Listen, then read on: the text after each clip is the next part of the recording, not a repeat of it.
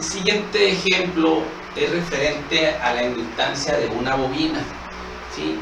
Cuando hablamos de bobinas, cuando hablamos de inductancias, cuando hablamos de cambio de corriente con respecto al tiempo, esto lo va a generar, lo vamos a ver en voltajes o en corriente directa, voltaje de corriente, perdón, en corriente alterna o voltajes de corriente alterna.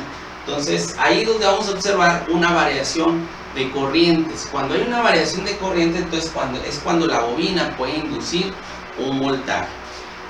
El ejemplo número 41 te dice lo siguiente: ¿cuál es el valor de la inductancia de una bobina que induce 20 volts?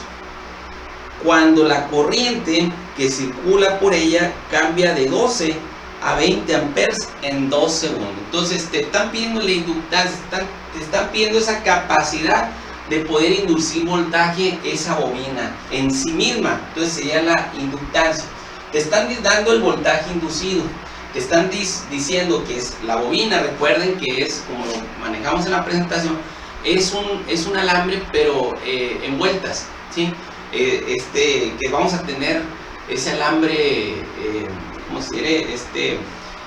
Rodeando algo, una serie de vueltas. Entonces tenemos este alambre que se llama por esta misma característica de construcción, ya es una bobina. La bobina es un alambre enrollado nada más.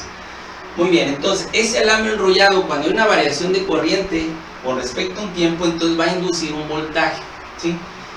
Este principio, pues es el principio de los transformadores eléctricos que vemos en nuestras casas, entonces afuera en la calle.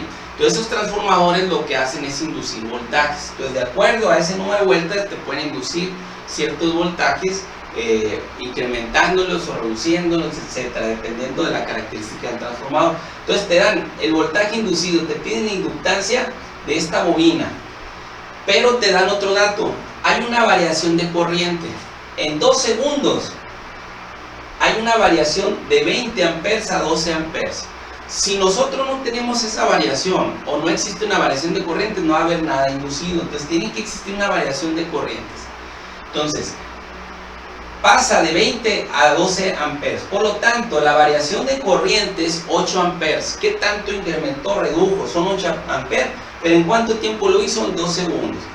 Entonces nos apoyamos en esta expresión donde dice inductancia es igual al voltaje inducido, ¿sí?, entre la variación de corriente con respecto a la variación de tiempo. Entonces sustituimos, siempre tenemos que tener en cuenta que debe estar en volts, en amperes y el tiempo en segundos. Si por ahí un dato no estuviera en amperes, fuera miliamperes, hay que pasarlo a amperes.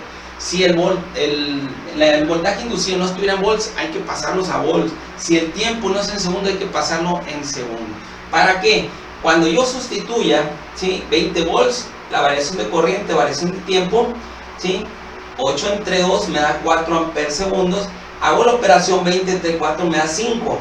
Pero ¿qué unidades? Queda volts, ¿sí? Cuando hago las operaciones de las unidades me queda volts, segundos entre amperes. Y esta unidad es una unidad compuesta que me va a dar henrys, perdón. Son 5 henrys, ¿sí? Entonces esa sería la inductancia de esa bobina que induce un voltaje de 20 volts y que hay una variación de 8 amperes en 2 segundos.